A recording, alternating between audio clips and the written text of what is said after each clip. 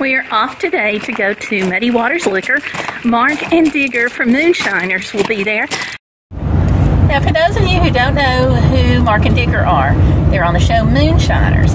That is a television show that's totally geared around moonshine.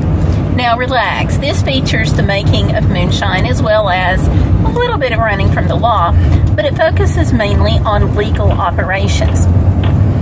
Moonshine was integral to the maintenance and care of families back during the stock market crash and the Prohibition era. After the stock market crash, there was already no jobs in Appalachia, but the ones that there were went downhill really fast. In order to feed families, a lot of people had to turn to moonshining to make things work. Today, there's not got the stigma associated with it as it once was, but it was a thriving industry. And literally, towns and businesses sprung up around moonshining because moonshiners needed bulk grains, bulk sugar, copper to make the stills with. They needed jars. Of course, all of these needed bags. And so people got their jobs, even if not directly because of through the moonshining industry, through the making and selling of alcohol, but through all the spin-off jobs that actually developed. And so moonshining was a huge industry, and that's what kept a lot of families in clothing, food, and shoes. But it also was made for medicinal purposes, because even today, alcohol is an ingredient in a lot of cough medicines. But the craft of moonshining is one that's very delicate. It started in Ireland and maybe even somewhere before that, but we know it at least came from Ireland and was brought over here where it was adopted from the very earliest days of the country.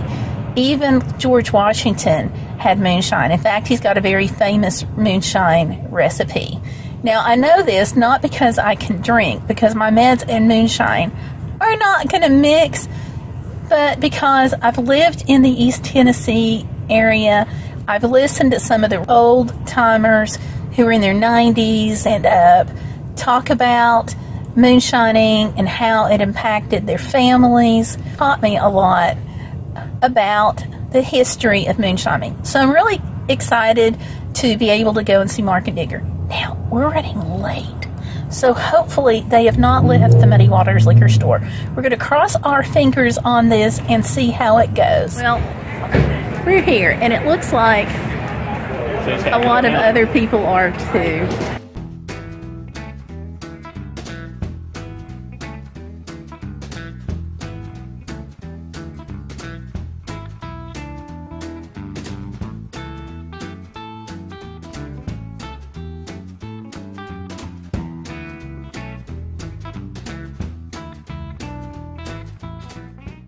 Mark and Digger got here at 7. It is now 20 after 8. The line is hugely long. It stretches from one end of the shopping center to the other. A lot of people, there's several generations here from older to kids.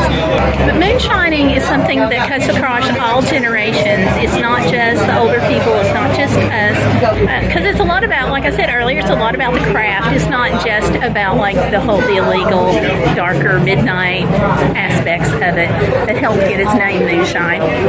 But I think that most Southern families, at least in East Tennessee, have been touched one way or another by the moonshine industry, whether they know it or not. I've heard stories all of my life about people who would look the other way when moonshiners would collect fruit off the ground from their fields, or how people who owned stores would sell in bulk. It's just part of the fabric of the South. Families would have been touched by moonshine, may not know it, may not admit it, but that's the way it goes. It is no irony that jobs were short after the stock market crash and during Prohibition. And then when jobs became scarce, once again, people turned to moonshine in East Tennessee, and it's working. Look at this crowd. Okay, say we're close to the door. It's about almost 9 minutes after, so it shouldn't be too much longer.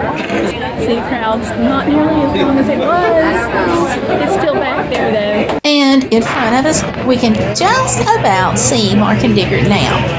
Thank you.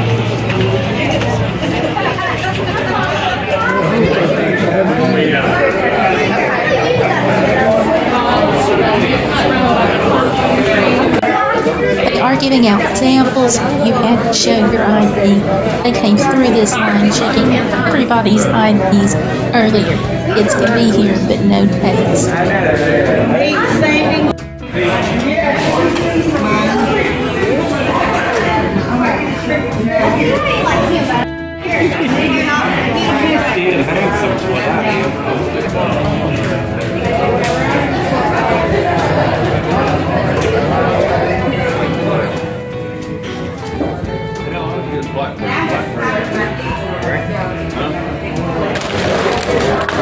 All right, well, thank you. Thanks, y'all. Good night,